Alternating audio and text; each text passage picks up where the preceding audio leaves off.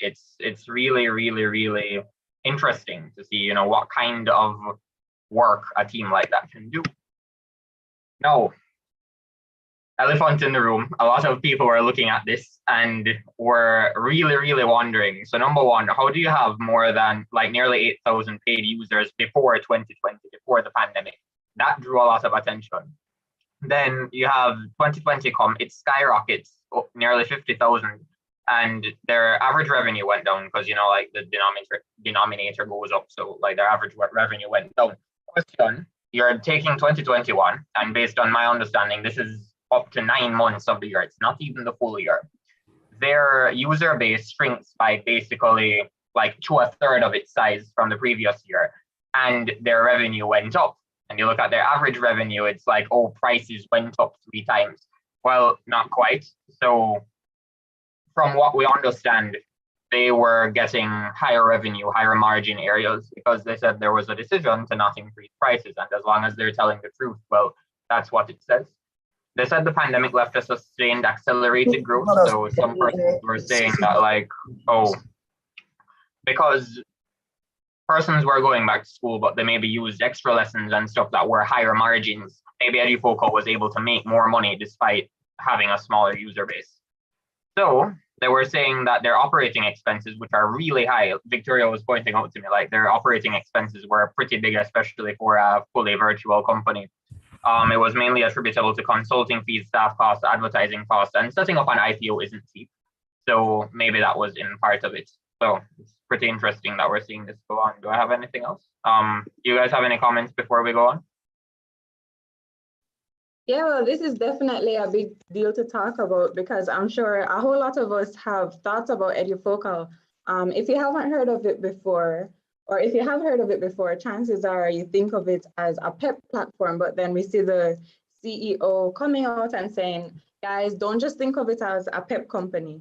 They've made a major investment in computer software that can do so much. So, you know, a lot of people have a whole lot of different opinions on it, whether they see a very high growth potential in terms of what they can do with this technology that they've invested in, or some people are really unimpressed and concerned about the prospectus and the financial history so far in terms of 4 consecutive years of losses. You know, as Jason showed a snippet of the user base falling to a third of what it was after COVID.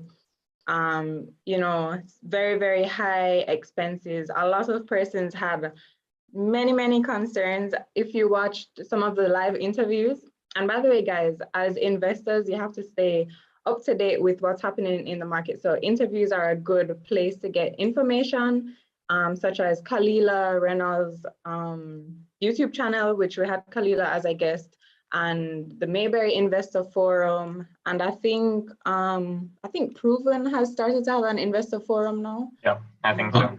For the reading space as well, David Rose writes out on all kinds of stuff that are going on as well. So read some of David Rose's articles, and you definitely get a lot of information there as well. Yeah, and if you follow hashtag finance Twitter JA, let me type it in the chat on Twitter, finance Twitter JA. Yeah, it's a good hashtag to follow. Khalil reads Malik's articles. That's dope. Rate that, Khalil.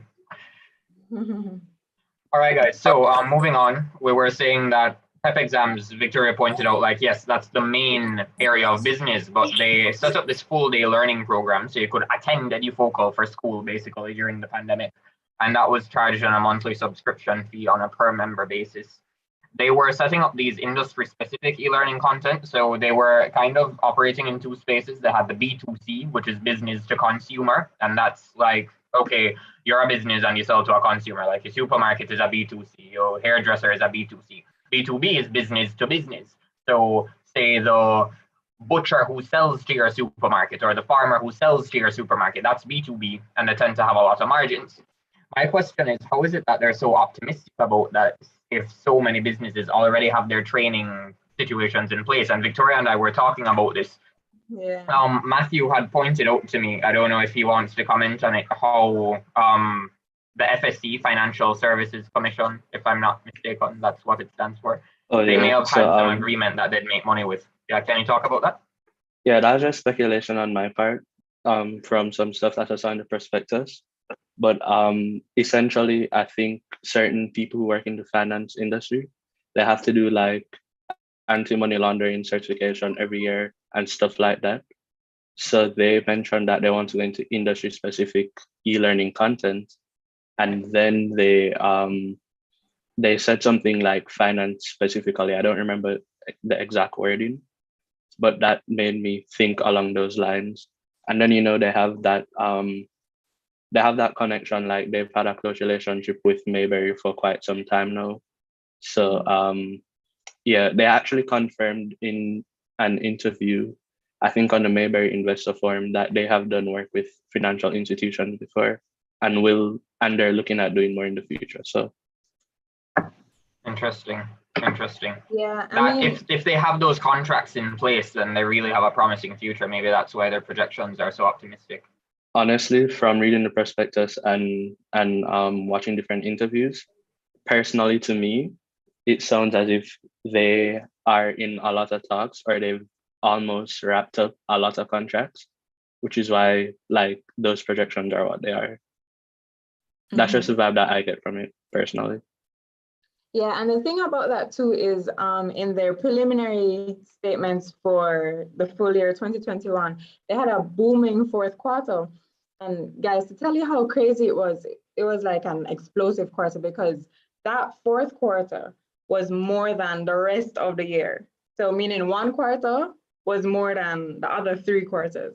So that was crazy to me. So when I saw that, I was thinking, okay, maybe contracts, maybe they have some contracts in place there, but I don't know. I mean, as Jason was saying that we were talking about, the thing that I question as well is the cost to companies in terms of already having a training department set up, minimal cost in terms of training because they would already have everything in-house. The main expense on that part would be staffing, training personnel, and then the cost of outsourcing that at a price that would be profitable enough to Edufocal for them to bring in the revenue that they have projected already.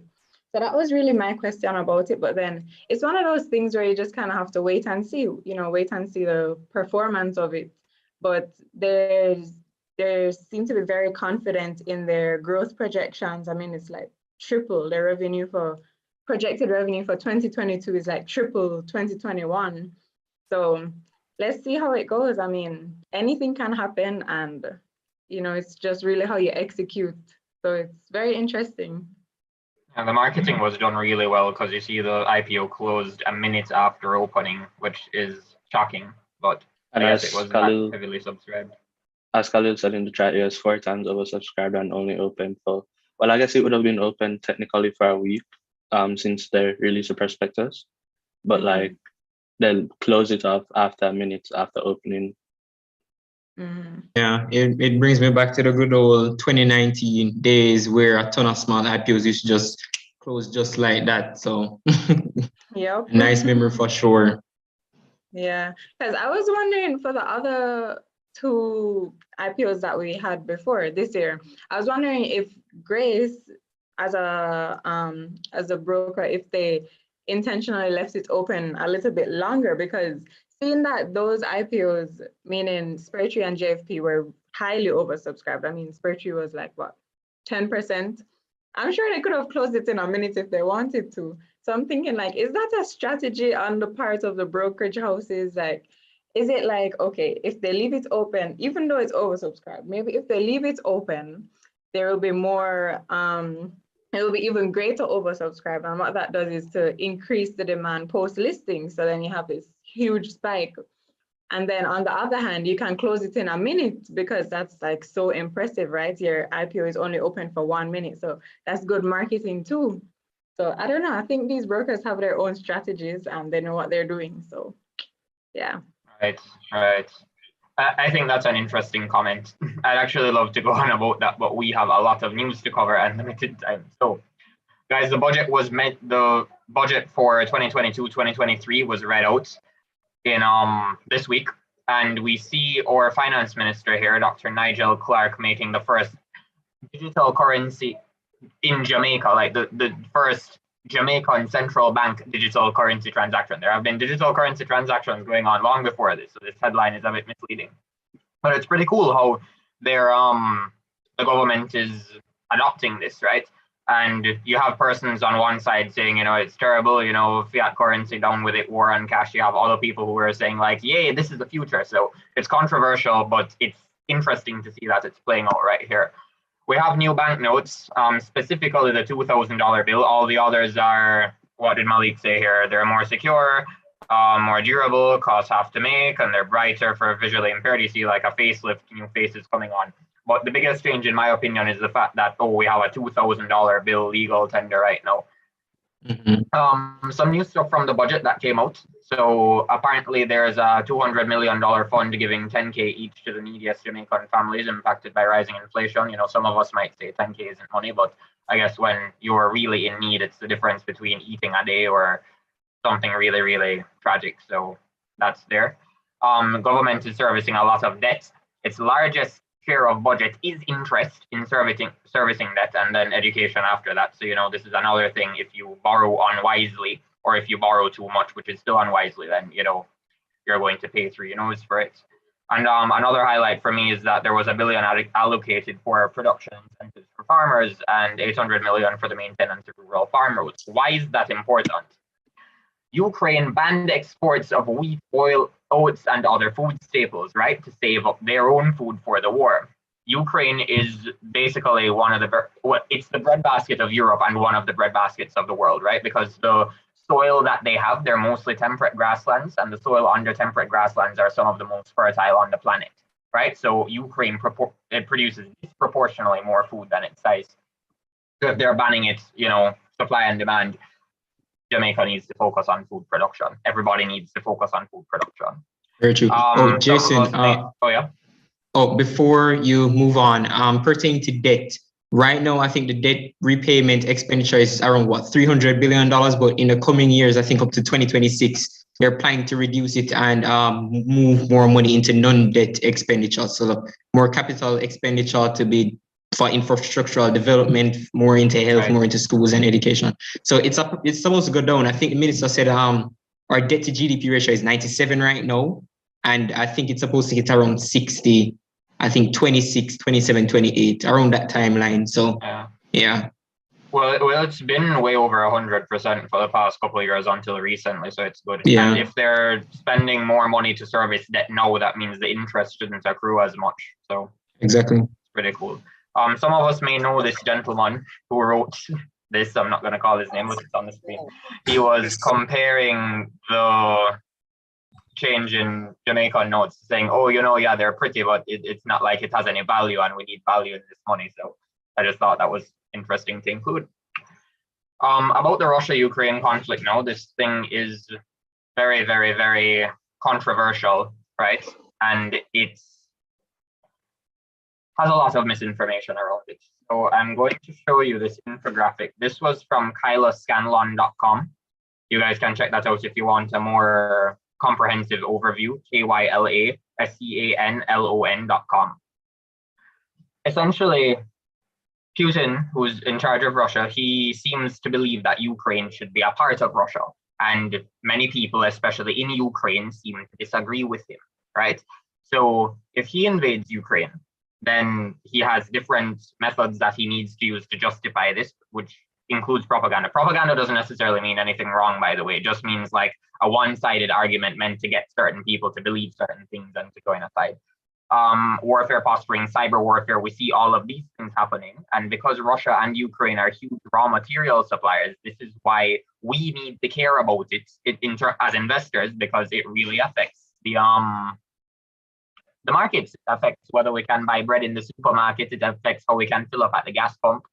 And because Russia and Ukraine are so steeped in energy markets, the sanctions on Russia, they actually avoid energy payments. So you guys may have heard of SWIFT, and we're going to talk about SWIFT a bit more. How much can we have? Not a whole lot. SWIFT is this cross-border payments thing. Or is it? Yes. SWIFT is this cross-border payment thing. So it's a messaging system. If you want to buy, what do you buy on Amazon, like AirPods or something like that on Amazon, you put in your credit card information, that goes through your bank. Your bank has a SWIFT code, right? So NCB, Scotia, JMMB. That SWIFT code, it gets passed through the central bank of Jamaica to the Fed in the US. The money is changed, it goes to whatever bank the Amazon seller has, and then the transaction gets done. So it's a messaging system. It's not carrying money, it's a messaging system. If you block Russia from the messaging system, they cannot conduct those transactions with other countries. And the thing is that although a lot of their reserves are in gold, which we can argue that they were posturing for this, like saying, all right, cut us off, we don't care, we're still gonna fight. A lot of their assets, like nearly 80% of their assets are held in other countries, and those other countries can simply say that we're not going to give you access to them. So when you see what's happening to the Russian ruble right here, like this guy was saying his bank is selling dollars for 88 rubles, they're buying them for 120, so the exchange rate skyrockets. This is like, remember when Jamaica's exchange rate was 80 odd to 1, imagine it going to 130 overnight almost. Like it's really, really, really crazy. You see oil markets going crazy. You see, where was I? I was getting jumbled. And because oil markets are getting crazy, Russia supplies so much oil to Europe. Russia supplies so many things to the world. So yeah, Putin was kind of posturing for this. A lot of analysts are saying, because you see oil prices going up, which is good for Russia. You see inflation going down up till recently for Russia, which was good. And the debt to GDP ratio, like what Monique was talking about, would be good. All of these things are very helpful if other countries suddenly start to stop trading with you or suddenly stop trading with you, right? So you're in a better position to wear off that storm. And while Russians widespread, the public sentiment doesn't seem to be supporting the war, like they're not any more for it than Ukrainians, because this is creating inflation. Like imagine this happening in your country because your leader is invading another country and you need to buy bread, you need to buy gas for your car, you need to pay bus fare, whatever. But Putin's actions are suggesting that he doesn't really care if it affects the economy. So, you know, why not invade anyway? Pertaining to that quickly though, China has their own version of SWIFT. It's called CIPS. I think it's cross interbank transfer system or something like that. Payment system, cross-border interbank payment system. And I think, if my memory serves me right, Russia is gonna go on that now. So they're gonna do a lot more trading with China from now on, because many companies and many countries have pretty much sanctioned them and just stopped operations in Russia. So yeah. And we've been seeing de-dollarization. So US dollar, you have way less of its total pie chart of its assets being held in dollars, which is unusual.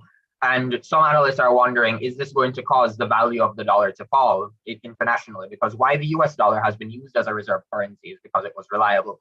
But because other countries are able to see, oh, somebody else can just decide to turn your US dollars off and you can't use them, well, is it going to spur global de-dollarization? What's the alternative, right? You see Russia going into a lot of euros. They settled this oil pipeline deal. I'm not sure if I have that right, don't quote me on it, in euros with China. So moving away from dollars. So that's something interesting to see. I think you're right. DB Agriculture Fund. I hope so. I hope I'm right. The DB Agriculture Fund. So this is tracking stuff like wheat, like corn, like oats, these prices, and yeah, they're going up. So Ukraine, again, breadbasket of the world. It's pretty bad. This was in Ochi this weekend. I actually took this picture, and I couldn't get a better resolution, and the glass was dirty. But in the midst of gas prices looking like this, we see US bans Russian oil. Biden bans Russia oil imports to US, warns gasoline to rise further. And then straight from the White House, fact sheet, United States bans imports of Russian oil, liquefied natural gas, and coal. So anyway, you're taking the fossil fuels, it's like banning. So in the midst of this, then the TV in my living room was left on MSNBC, and this is what I saw. I had to take a picture of it. Talking to Venezuela, like, since when does the US do this under this regime? So I'm not offering arguments in support or against any of these. I'm just telling you what I've been seeing and what others have been seeing. A lot of this isn't my work, right? It's me looking at what journalists and stuff were saying. But in terms of the conflict, that's one big, what do you say that in English? Like mess. And the economic impacts and the impacts on financial markets, because as in Jamaica, if the dollar is unstable, we become unstable. As we're an island and we import so many things, if transport costs that are a function of oil costs increase, then the cost of our living increases. One of our biggest staples is wheat, right? It's what makes our dumpling and hardo bread and cocoa bread and patty crust, right? If wheat is going up like this, not wheat exactly, but it's part of that fund, then our cost of living goes up. So, Some cost push inflation. Exactly. Yeah. And this is not the kind of inflation that, the interest rate hikes solve. Like, this is beyond the supply chain. This is supply itself. So it's not, stuff are going to stabilize. The persons were saying, it's a signal to businesses, and businesses are owned by people who have households. So yeah, if it's trying to curb expected inflation, sure, interest rate hikes. When it's about the physical commodity itself and you're destroying productive capacity with bombs and fires and scorched earth policy, not saying that Russia is doing that, I'm saying it may become that, then yeah, it's pretty whack. So is that it? Do we have any time for any questions? I think we have 2 minutes. I should come off so we can introduce our guest. Crazy stuff happening, guys. Crazy stuff. This Russia thing, especially this slide. But anyway, my time to shut up. Thank you guys for your attention and your participation. So, let's just say politics is a shaky game, but we move. Yeah, thank you so much, Jason, for your presentation. It's always so interesting, and we love to kick off YIC meetings like this. So guys, as you can see, we use every opportunity to remind you to start investing if you haven't as yet. So if you're not convinced now by those gas prices, I don't know what will convince you, but guys, you have to start investing because the inflation is crazy. I mean, we're just coming out of a pandemic, right into a war.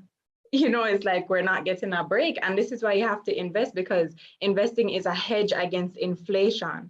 You have to put your money into something that will work for you and that will build itself for you while you do your own work to earn that money. So you earn money, you save it, and you don't stop there, you invest it. And guys, a really important and a powerful thing that you can invest in is your very own business. I mean, when you create a business that can just last a lifetime, I mean, what better asset can you really build? So on that topic, guys, we are going to introduce our guest speaker, Monique Powell, CEO and founder of QuickPlate. So guys, I'm sure many of you guys have probably used this service before, formerly known as QuickCart, whether it's to deliver, previously it was just food that they delivered, but they had a whole change of name and there is more on the table, more to offer, guys. So just to give you a little hint of who Monique is, guys, Monique has spent the last 19 years helping businesses of all sizes to leverage the internet. So she didn't just start QuickCart, all of a sudden. She's coming with expertise, guys. She has always been passionate about web-based technology and the various ways businesses can use it to connect with customers, improve customer care, and increase sales. She's now channeling that knowledge and energy into helping restaurants and retail merchants drive sales through QuickCart, formerly known as QuickPlate. Guys, please help me warmly welcome Monique Powell. Welcome, Monique, and thank you so much for being here. My pleasure. Glad to be here sharing with you guys. It was interesting listening to the discussion earlier, and it's good to see young people already so interested in investing and that sort of thing. That's a very positive thing to see. So great going, guys. All right. Okay, thank you so much. All right, so we just got an idea that you have a lot of expertise and skill when it comes down to web development and technology. So to give a brief overview, just to introduce, just to warm up, can you please tell us about your journey from your career path in corporate all the way to coming up and starting your own business? All right. So I would say that the journey started right out of high school. When I started UWI, I started I started teaching myself web development from when I was in high school. But right before I started UWI, I started doing it on a freelance basis for businesses. And that was when the internet was still fairly new in terms of being used as a business tool and so on.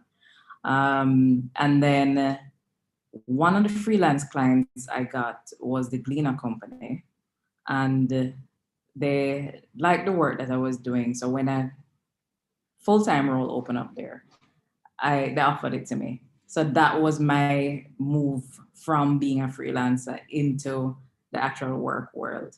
Spent 7 years at the Gleaner as their internet specialist. Then while I was there, I started developing an interest in marketing, and that led me to my next role at Digicel, where I was their web specialist in the marketing department, and that gave me the opportunity to kind of marry my love for technology with my new love for marketing. Spent probably a year and a half there, went to Scotia, spent 5 years. By the end of the 5 years, I was their regional marketing manager with responsibility for digital marketing in the English Caribbean. So that's in a nutshell, my career path up until I decided to start QuickCart, what was then QuickPlate. Okay, awesome. Thank you so much.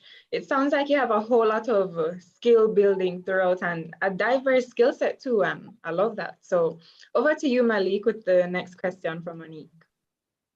Yeah, so just like Victoria said, you've had a lot of experience, you have a lot of skills. So my question, Monique, is why did you start QuickCart? Why did you decide to move from being in a company to starting your own corporation or company?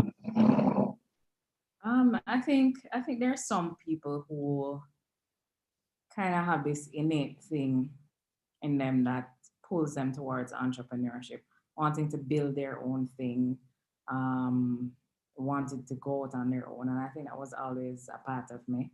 And I always knew that at some point I was going to make that jump. I didn't know when it was going to be or what exactly I was going to be doing, but I knew that it would come eventually.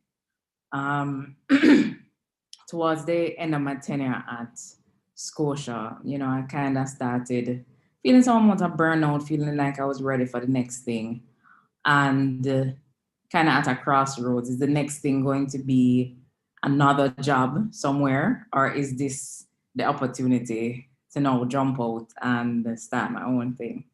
And that whole introspective period kind of coincided with me identifying this personal need, because it's not like now where you have a bunch of different food delivery services. At the time, basically pizza was food delivery. And if you wanted variety, it simply wasn't there in that form. You had to go out and get it. Of course, some people would have a personal relationship with a beer or whatever it is, but there was no structured way to get what you needed in terms of food and prepared meals outside of pizza. So that was a personal need that I identified for myself and realized that there could be a business opportunity there. So those two things happening at the same time, the personal introspection and kind of coming up with this idea that something like this could do well here, was basically the genesis for QuickPlate, or no, QuickCart.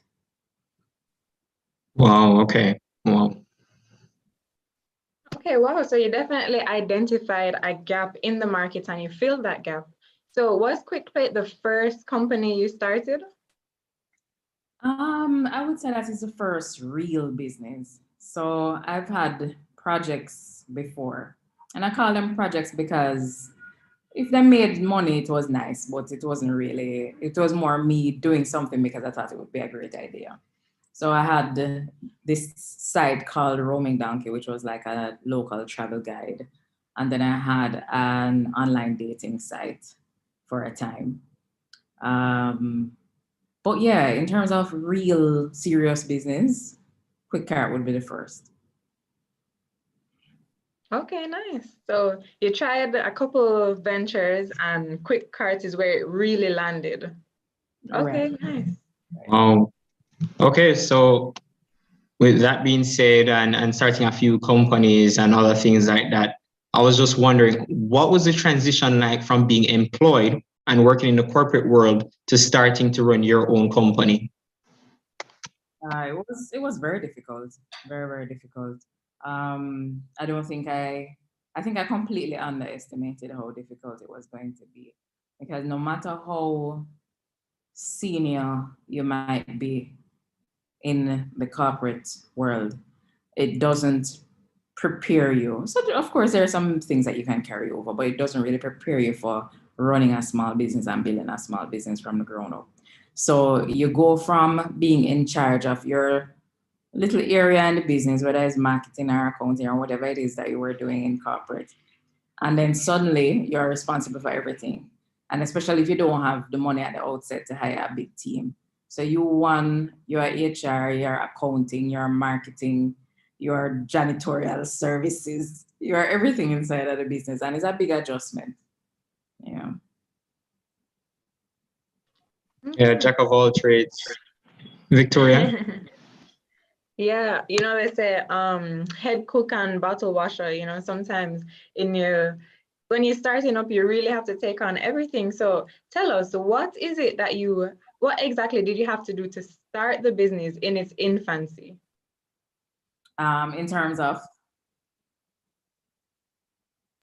Okay, how did you get the business underway? You had the idea, how did you put it into fruition and, you know, just let it be born? Well, it started with market research.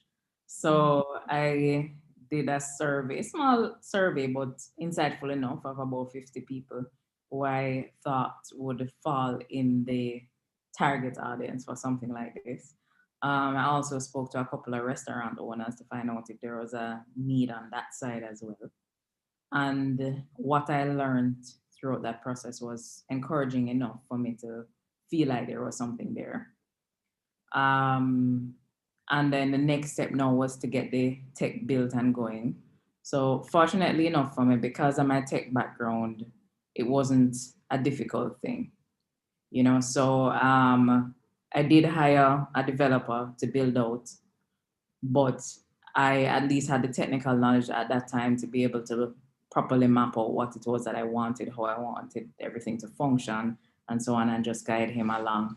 So actually building out the platform and then getting the merchants onboarded, getting contracts signed with a few restaurants. So we started out with 5.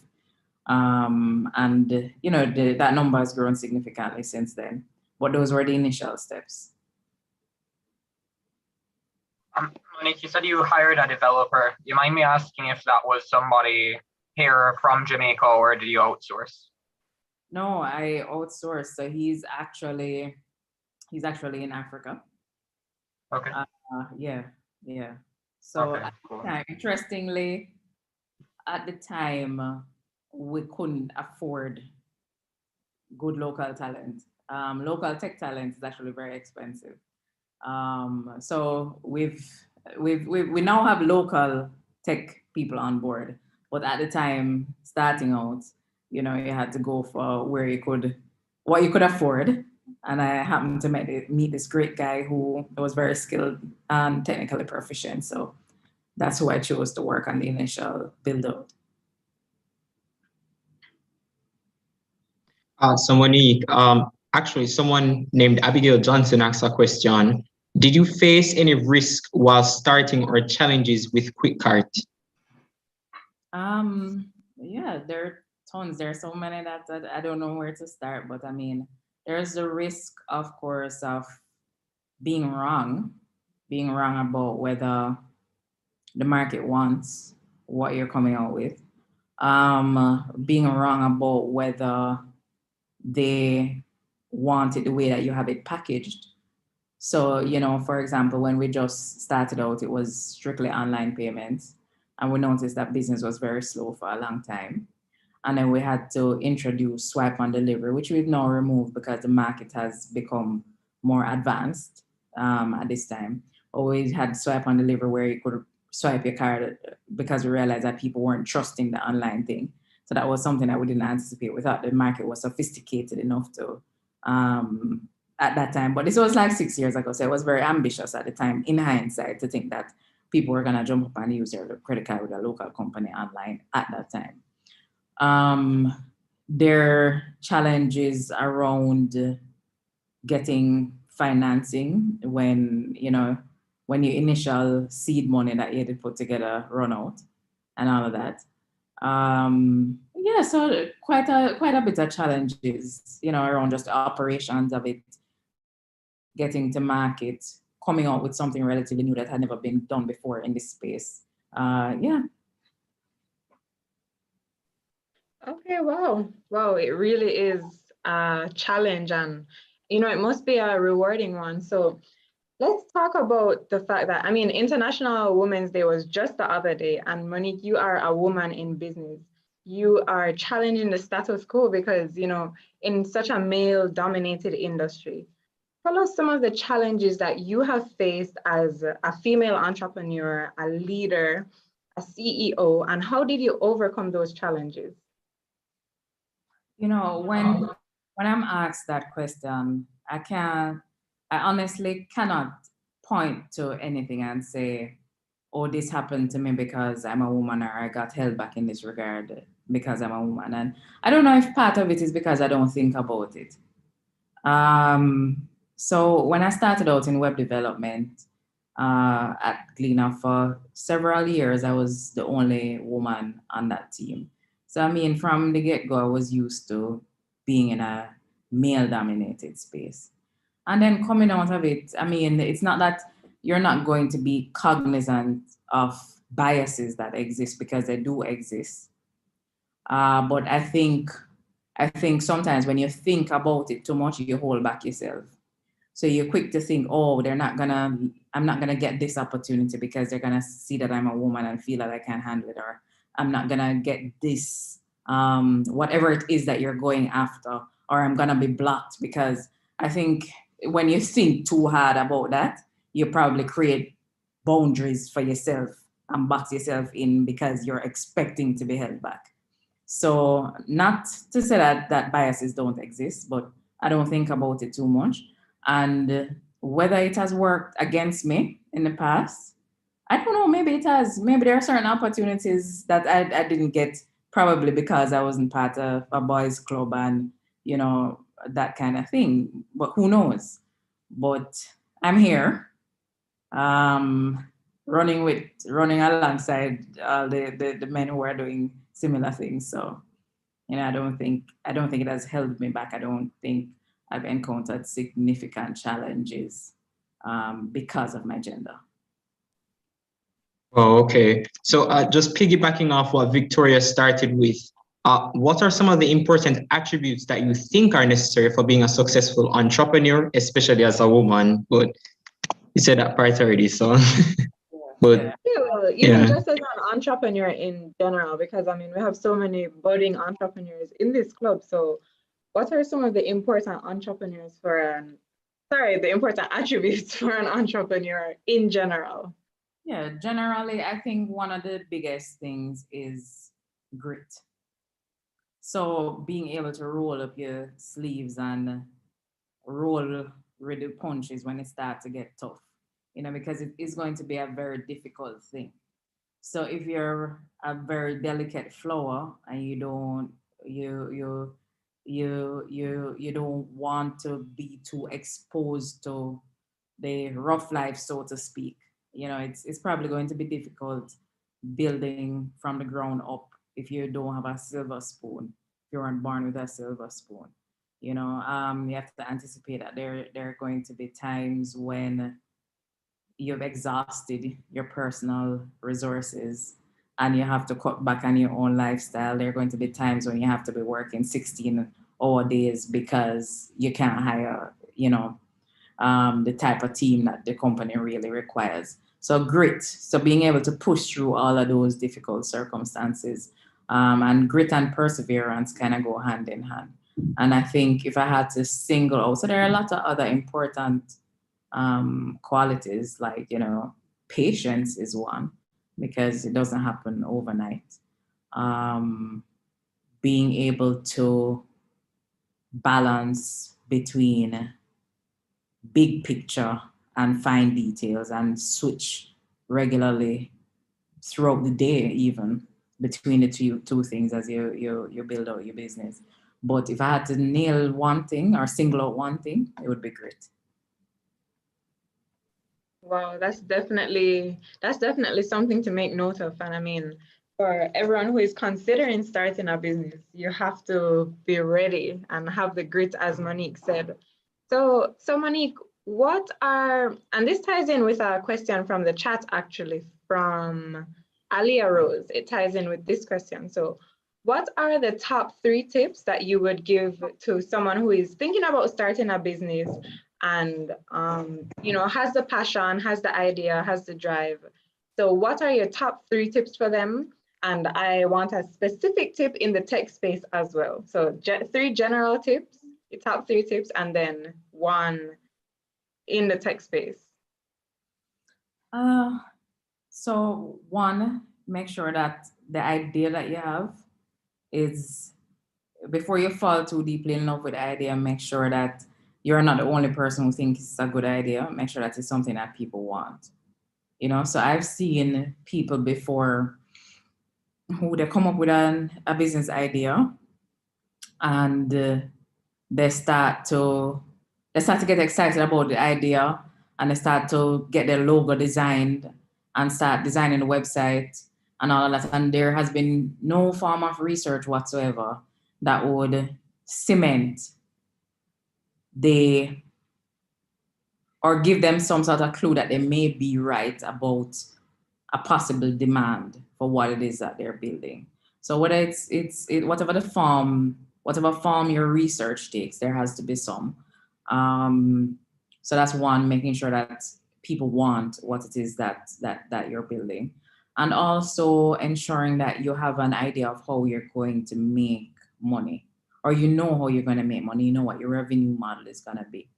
And it might sound like a strange thing, but especially in the tech space, where a lot of people see all these Silicon Valley stories, and they see all these companies that for years and years didn't make any money, and then they blew up into these big things. And people like to use examples like YouTube that went for years and years without making any money.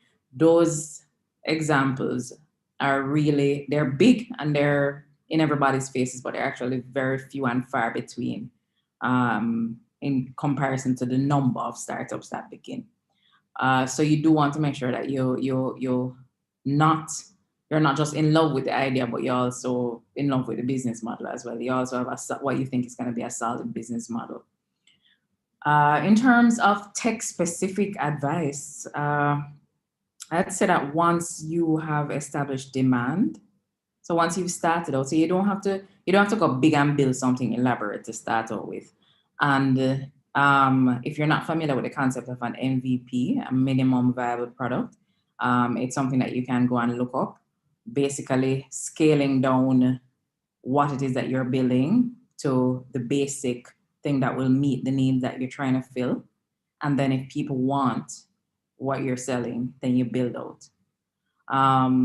So that's 1 thing. It doesn't have to be, and I would recommend it not being elaborate from the start, because you don't want to spend 2 years building out the technology and never launching, and opportunities are passing you by and competitors are entering the space because you're building this elaborate thing and you don't even know how people are going to respond to it. So start with a scaled down version, but once you have established the demand, then you start building out something properly, something that can scale.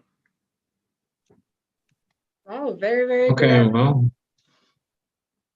Oh, you can go ahead, Victoria. What were you saying? Oh, go ahead, Monique. I was just saying that's very, very good advice. I mean, really some nuggets of wisdom we get in here. Yeah, real gems of info and wisdom for you. Pertaining to carrying on business and everything. What advice would you give to upcoming entrepreneurs with regards to accepting investments from third parties? Well, the first thing is that you want to do your due diligence. So when I talk about due diligence, we always see it as a one-sided thing. So the person or the entity that's going to be investing or might be investing will ask you for a ton load of information. So, I've gone through due diligence processes before where I've been asked for 30 different documents. And you get caught up in providing them with everything that you want, that they want, and wanting to give a good impression of the business and where it's at and whatever it is. And some people don't think about the fact that due diligence should really be going two ways. So you want to also use the time to find out as much about them as possible.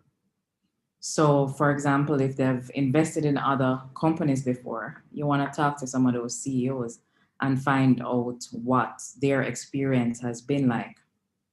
And when you're asking those questions, you want to dig deep, because usually people, even if people have not had a good experience, they're not going to say it the first time you ask.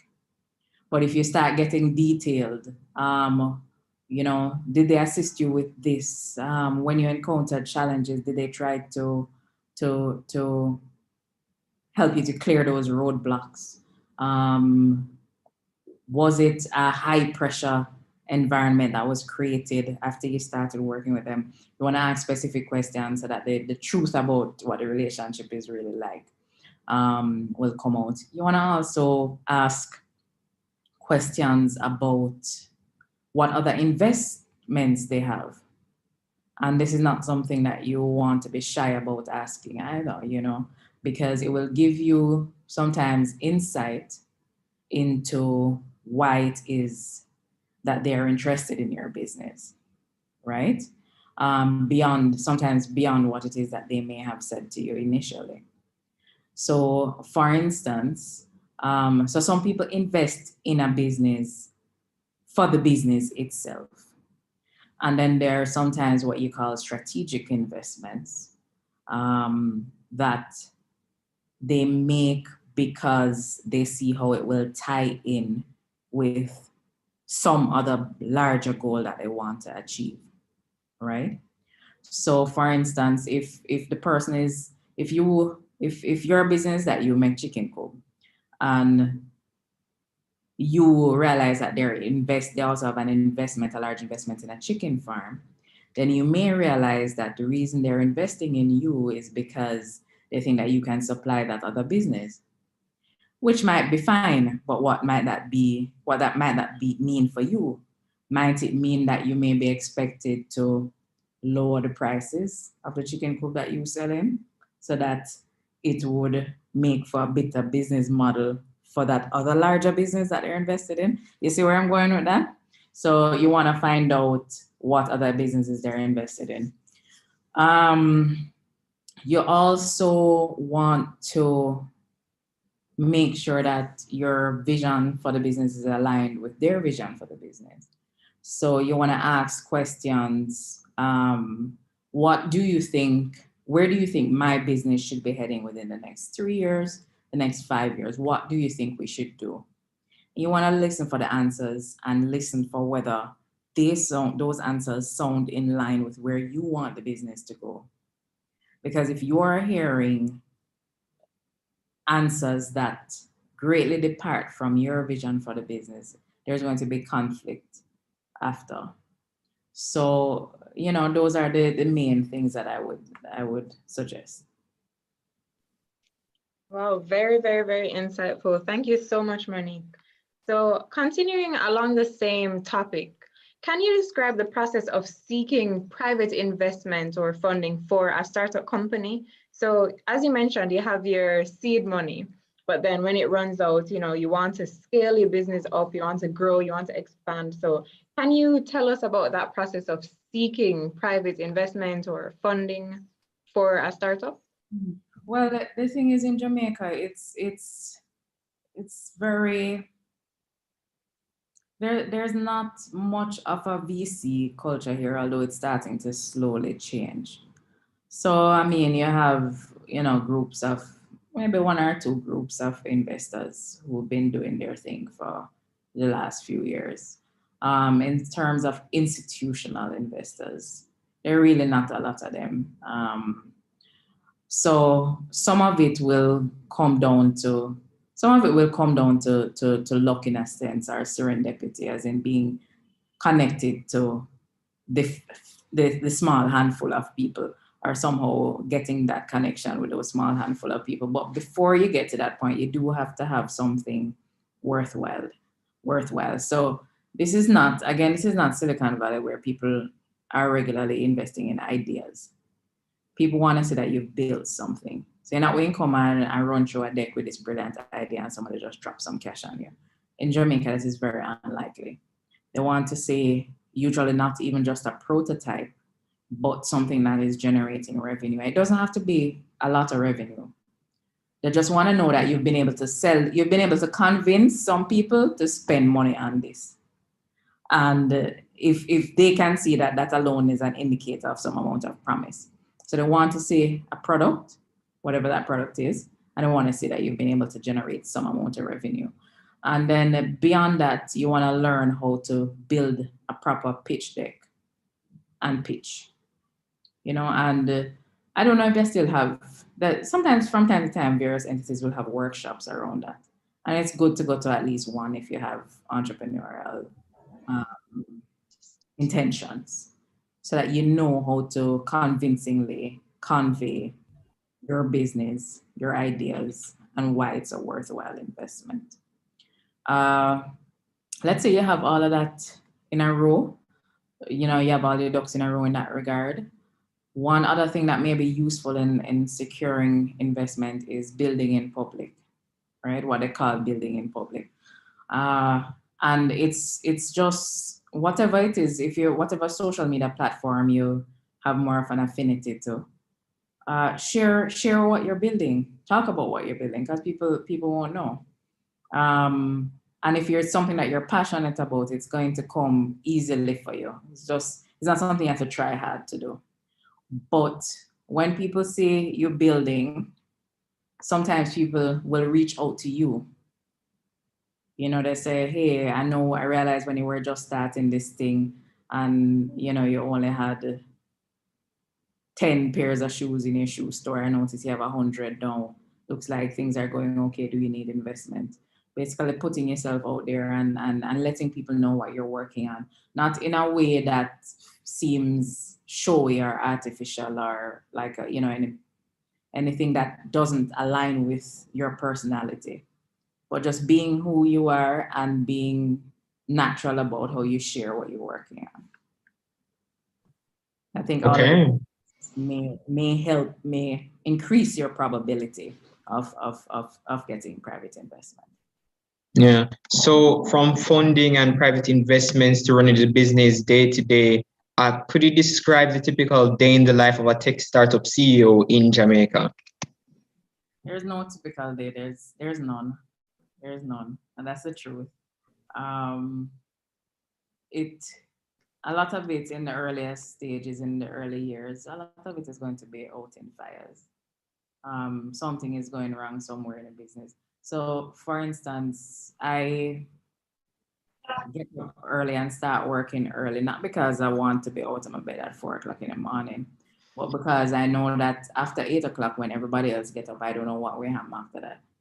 So anything important when we need to get done between 4 o'clock and 8 o'clock in the morning, because it's just a free for all after that, in a sense, because they, especially like business like mine, which is operationally intensive with several moving parts, you don't know where something may get out of whack, and you'll be called to help fix that particular problem. So it's a lot of fire outing, but you know, as you grow, you start to, hopefully you'll be in a position to be able to start hiring and putting more people in place, so you can start focusing on more high-level strategic stuff than just outing fires on a daily basis.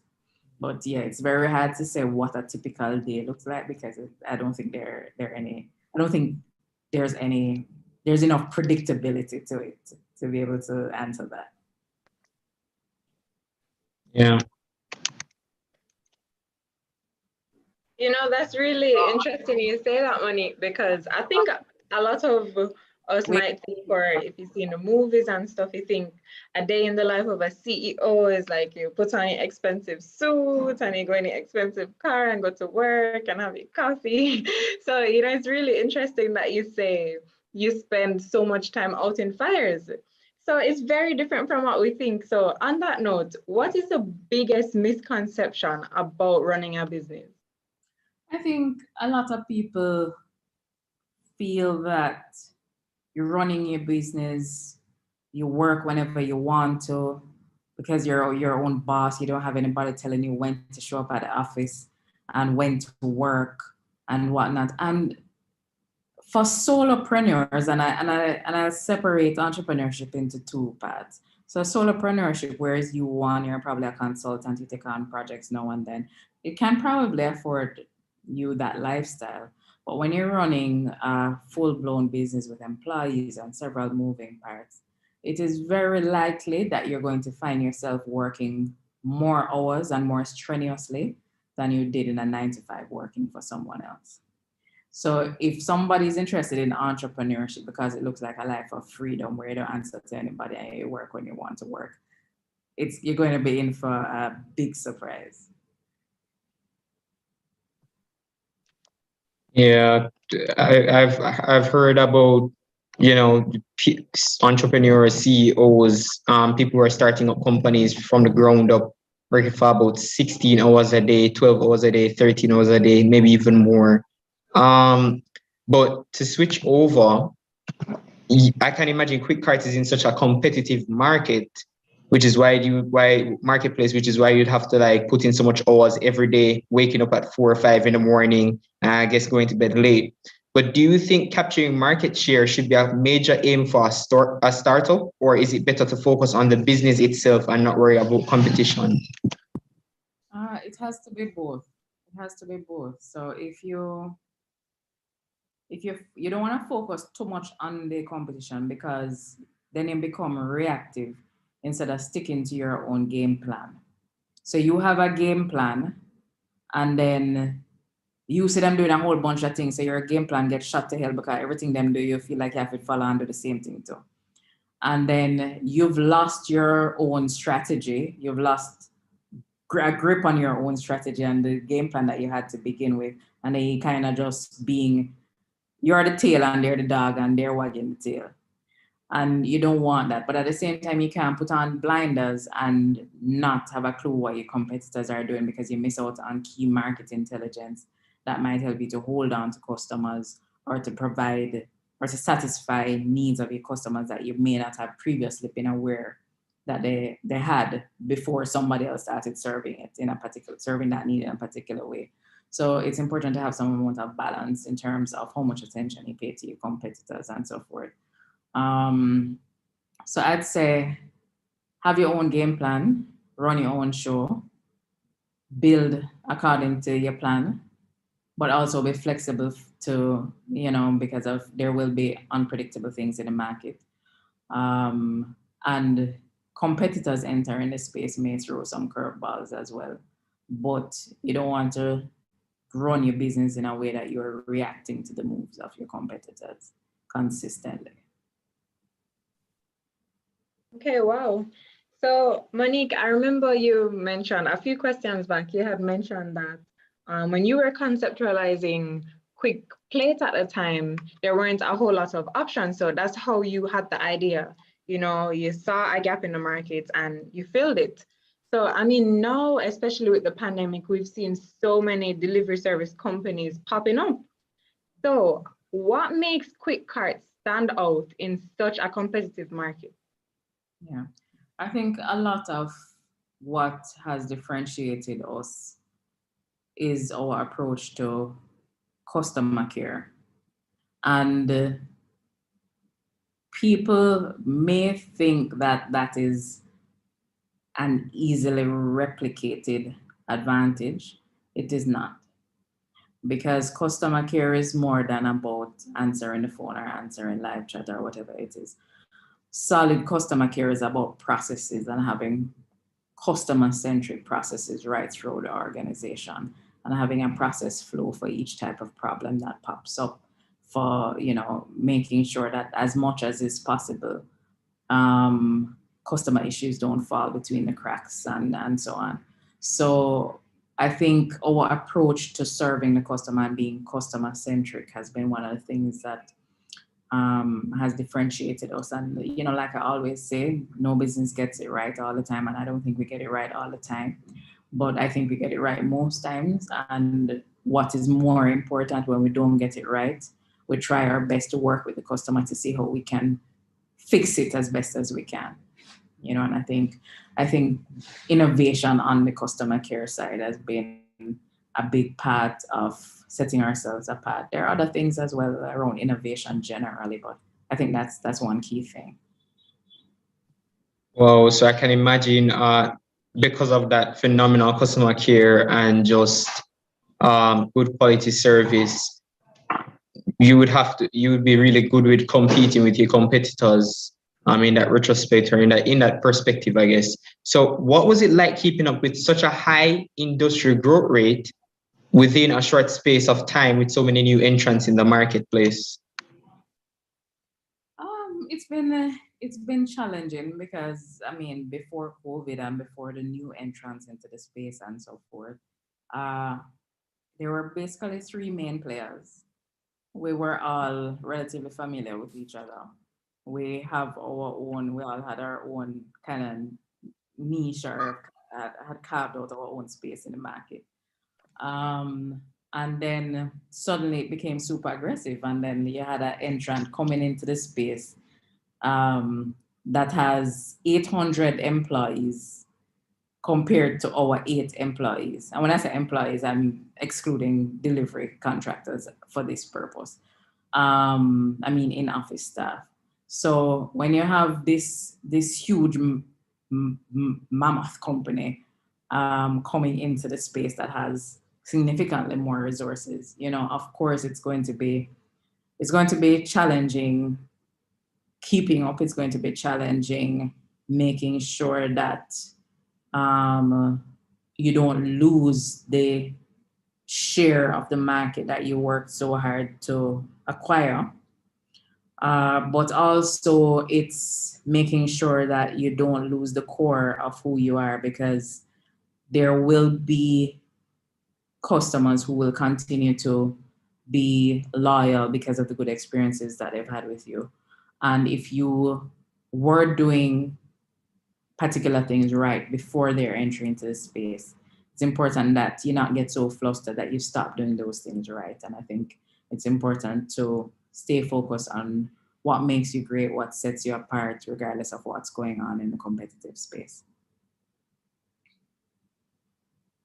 Wow, well, that's definitely a key takeaway and such a tip that we can really follow, because you never know what's coming. So it's really important to focus on your growth and your strategy.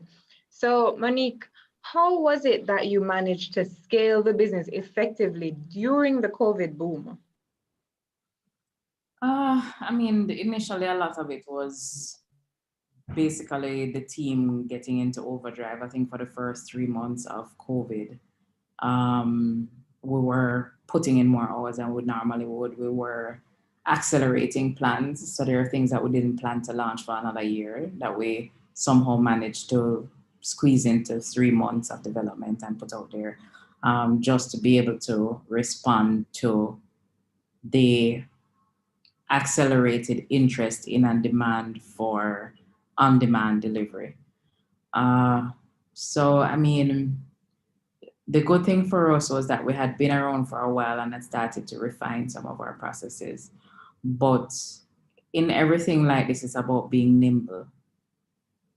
So the changes happen and you don't sit around and like a sitting duck waiting to see what's going to happen next. You realize that there's a lot shifting and you start thinking quickly, how am I going to adjust to this? What does my team need to do differently to adjust to this? What do I need to do differently? And start doing it. Just be nimble and responsive to changing market needs and changing environment. And I think COVID has been the greatest separator of businesses into two groups. The ones that can respond well to change and pivot or expand or whatever it is that they need to do, and the ones that just were not nimble enough to respond and move with that shift. Okay, so with that being said about being nimble and other competitors coming into the marketplace, has competing against them been as hard as you expected? Yeah, of course it's gonna be hard because I mean when you have people who are competitors that are way more resourced, I mean it's easier for them to outspend in terms of things like marketing and so on. But like I said, you know, it's important to stay focused and not lose sight of what you have been building prior or what you had been building prior to their entry. And it's important to have confidence in yourself too. So you know, you say, okay, yeah, we're smaller than them, but so what? Why can't we figure this out? And if it's resources that we need and if it's money that we need, then we go out and we look it because money can come from anywhere. And you instill a certain confidence in yourself and in your team that, you know, nobody no more than you, no matter how much money they're coming in with, doesn't matter what their resources are like, whatever they can build, you can figure out a way to build it too and be even greater, you know, and that kind of confidence in, and especially as Jamaicans, you know, we sometimes defer to foreign things. We assume that foreign things are going to be better. We assume that foreign things are going to come and overthrow local, smaller or local outfits. And I don't think we should make those assumptions. I think we should assume that we're great enough to rise to the challenge and do what we need to do that. Yeah, that's definitely the energy that we'd like to hear. And that's the energy a lot of entrepreneurs need for sure. Abigail Johnson just said in the chat her, so she's definitely supporting you there. Victoria? Yeah, so yeah, you're absolutely right. And I hope everyone is making notes of all of these gems that Monique is dropping. So this question actually ties in with, I think, two persons had asked a similar question in the chat. So what is next on QuickCart's agenda? Whether it's expansion, offering new services, you know, I'm sure you're looking for growth. So what is next? If you can share it. I can't share everything, but Right. stay tuned. We're gonna be doing some interesting things. So Okay. if you're not following us on social media, follow us. And it will, even over the next, maybe in another couple of months or so, I think you may see some things from us that are different from what you normally see. There's also likely to be some amount of geographical expansion as well. Again, I can't get into all the details about that either, but we have some exciting plans for the coming year. So let's see how the rest of the months play out. So pertaining to plans and expansion, we were just wondering, is there a possibility of an IPO in the near future? You don't have to feel pressure or answer, but you know, is that maybe a possibility? So it's not something that we know for sure yet. What I can say is that it's not off the table. It's not something that I have ruled out. But I think there's some more things that we want to see fall in place before we make any decisions around that. But it's not off the table. Yeah, strategic planning right there, guys. Definitely. Strategic planning. Victoria? Yeah, well, that's definitely a route that we would love as an investing club. So we will keep our eyes open. But yeah, continuing on. So in terms of your future outlook and your future prospects, Monique, do you think that the food delivery market will shrink as in-person events continue to pick up speed? You know, school opening up, persons going back out to work. Or do you see opportunities from that with persons returning to school and to work? What do you think might happen with your specific markets? Yeah, no, I don't think it's going to shrink. I think what has happened over the last 2 years is a shift in behavior that's not going to go anywhere. So people who never used to order things online before, they've become comfortable ordering things online. People who didn't think they needed the convenience of delivery of particular things, they figure, oh, If I need food, I'll drive and go get it. If I need grocery, I'll drive and go get it. And now they've been spoiled by the convenience of having that delivered to their door. I don't think they're going back, you know? So, I mean, you may have some people who may use services like that a little bit less, but for the most part, I don't think it's going anywhere. I don't think the demand for that kind of service is going anywhere. Wow. Okay, so after scaling up the business so far and how many plans that you have for the future and everything, knowing what you do now, is there anything you would have done differently on your path? Yeah, there are a lot of things I think I would have done differently. I think, for example, looking for additional capital for expansion before we needed it. That's definitely something I would have done differently. And it's something that I would say to, if you're starting a business and it's starting to grow, but you're running out of cash, you don't wait until you've run out of cash to start seeking funding. One, because the banks are not very, I don't know if things are changing now, but historically, and when I was starting out, the banks weren't very helpful to small business. So you're probably not going to get any help there. You're probably going to come through private investment and so forth.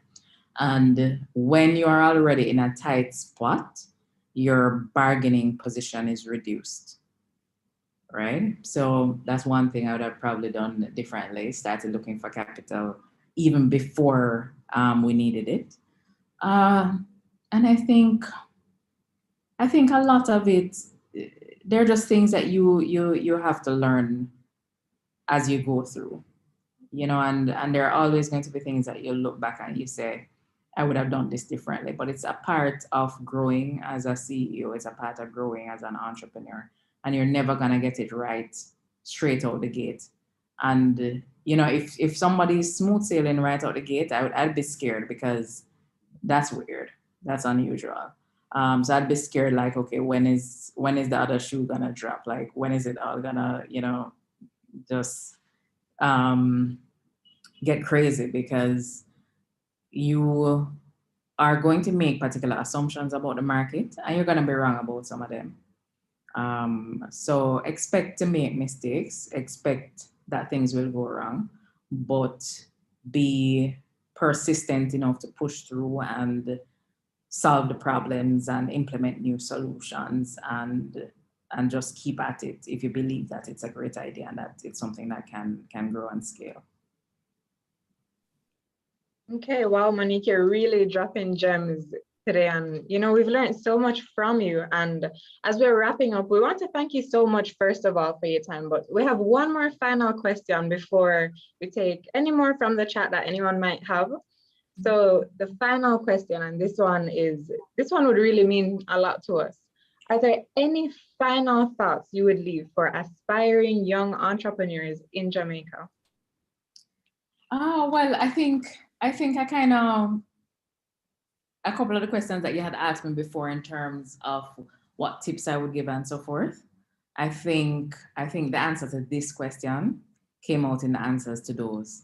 And all of what I mentioned before in terms of, persevering, getting ready for the rough and tumble and preparing yourself mentally because it's going to be difficult, and, doing your market research, all of that would come back around in my answer to this question.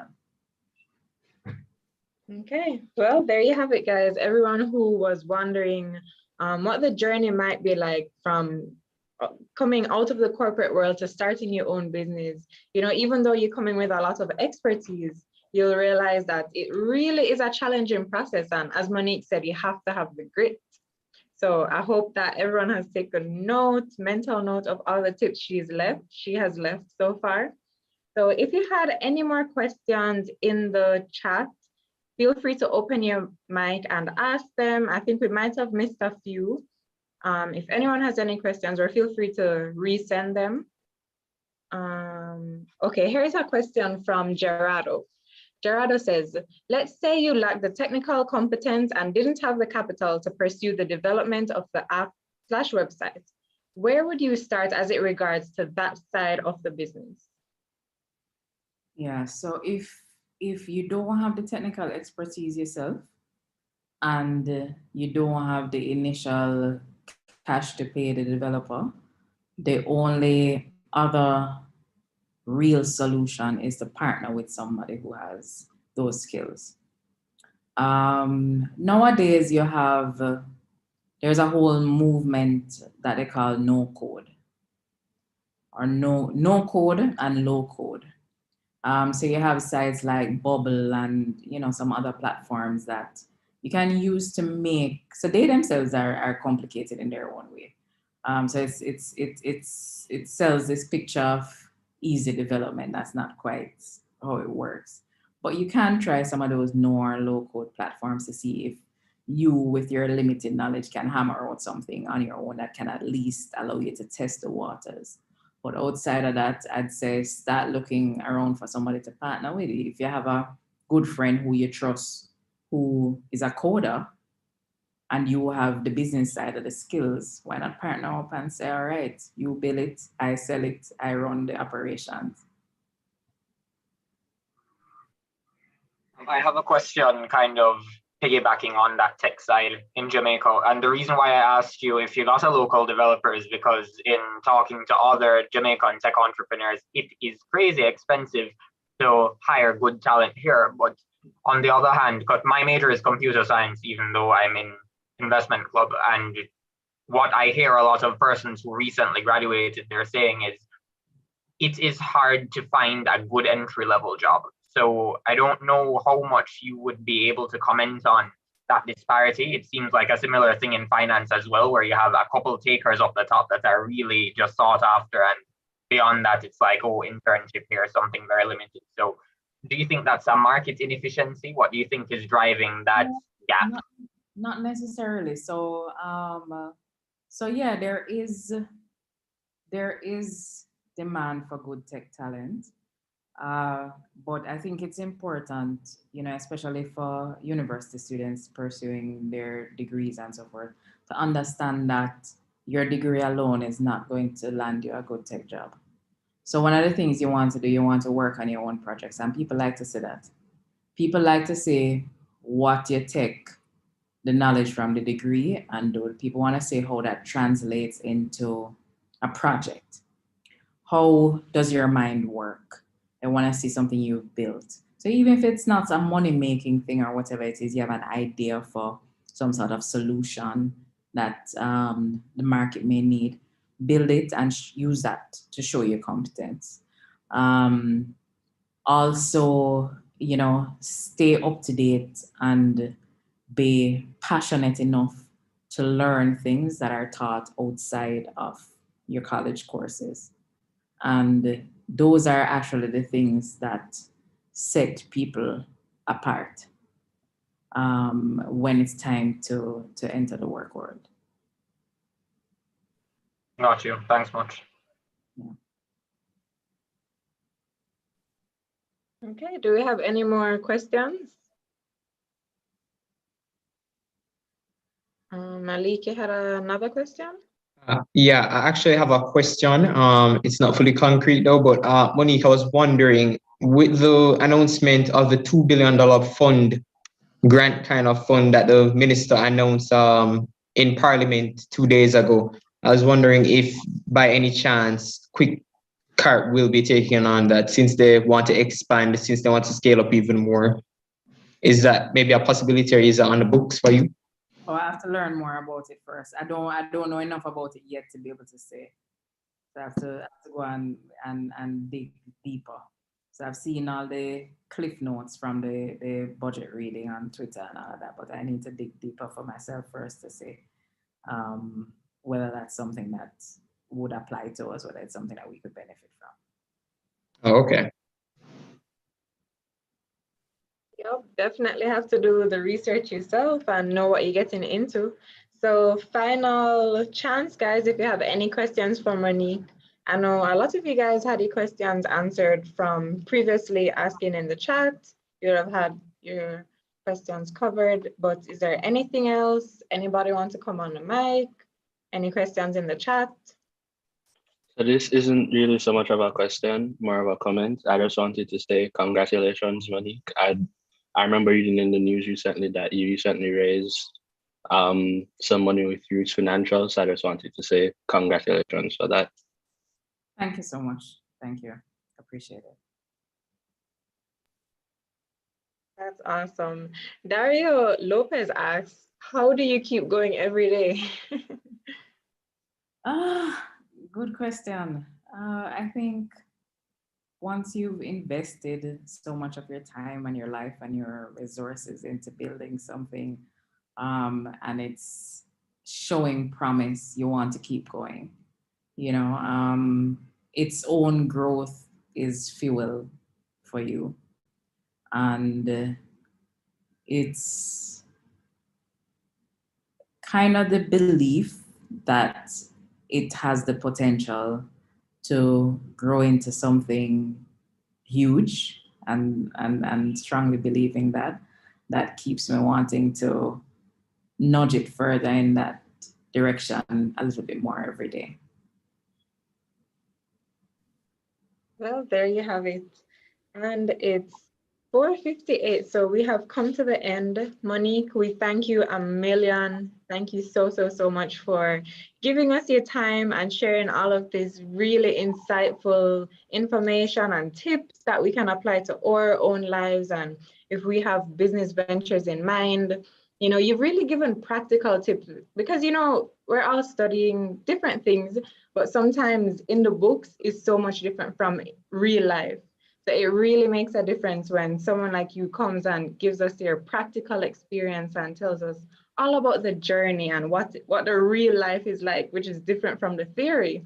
So we appreciate that so much. And we just really want to thank you from the UWI Young Investors Club. Thank you so much for your time, Monique. We really appreciate it. No problem at all. Thank you so much for having me. It was fun, and continue to do what you guys are doing. I like it. Awesome. Yeah, thank you so much for dropping the wisdom and knowledge. And I feel like we might see you sometime in the future again. So we never know where anything might bring us. So yeah. Yeah, well, on the note of the future, actually, as you guys know, most of the exec is in the final year. So we need to be planning succession planning, which is also a part of our business. It sounds like you may be done with my part now. So yeah, we're wrapping up completely. All right. So I'm gonna hop off now, guys, because I have a meeting coming up. But once again, thank you so much for having me. Take care. Thank you so much, Bye. Monique. Thank you. Bye-bye. All right, bye-bye. All right, guys, so on the note of succession planning, we really need some more applications for the shadow exec because, as you know, most of us are leaving, we're in final year. So we are going to be sending the form in the chat. Let me get it right now.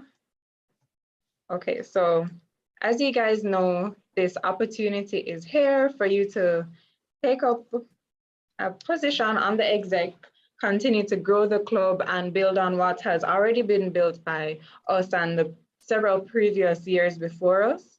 So no, this is the same form. So if you've signed it up already, then you don't need to again. But if you haven't and you're interested in joining the exec, then feel free to sign up. And also, if by any chance you're new here, I feel there aren't that many new people here since the semester is winding down. I'll send that link as well. So the first link that you just saw is for the shadow exec.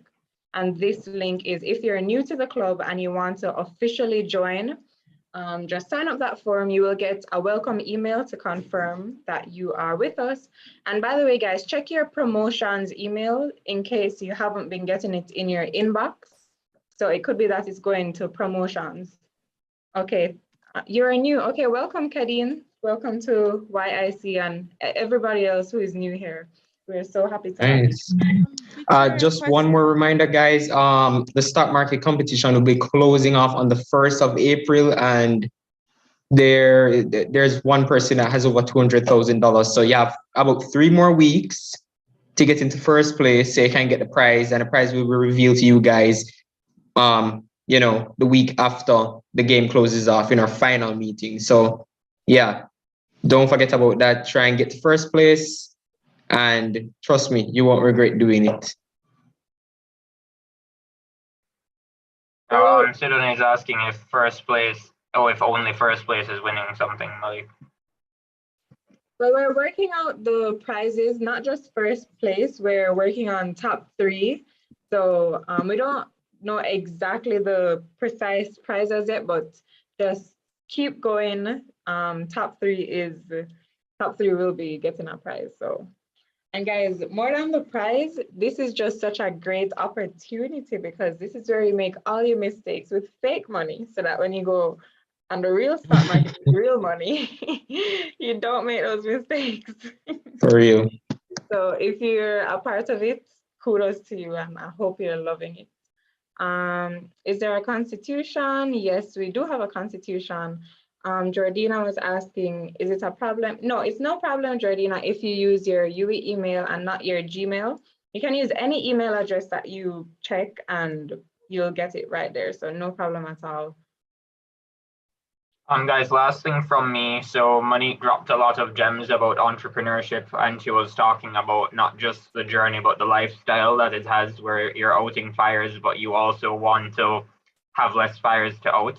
There's this book, I'm not finished reading it yet, and I don't recommend you read it. Number one, I'm not recommending it because number one, I'm not done, and number two, if you're easily offended, then you might get hurt. But it's in the chat here, Unscripted by MJ DeMarco. So he's a serial entrepreneur. He's written a lot of the stuff, and listening to Monique today, it reminded me of many of the things I've read so far in his book. So I'm not done yet, but if you guys want to check it out, then that may be of interest to you. Sounds good. Thank you, Jason. So Adain, to answer your question, we do have a constitution, and we separately have a document which lists all the roles and the expectations, and that has already been sent in the official 2021 Young Investors chat. So, well, 2021/2022, the one with the chat, the official chat. So you can check it out in there. It should be in the media. You'll see an infographic with all the roles for the exec positions and what is expected of you. Well defined, very detailed. So if you're interested in a position on the exec and you want to know more about it, just go in the chat, check in the media, and you'll see it there. So there you go. So I think that is all. It's 5:04. So thank you guys all for coming out today to another YIC meeting. We appreciate you all, and we hope that you enjoyed it. And happy investing. Have a great week, guys. Bye. Bye, guys.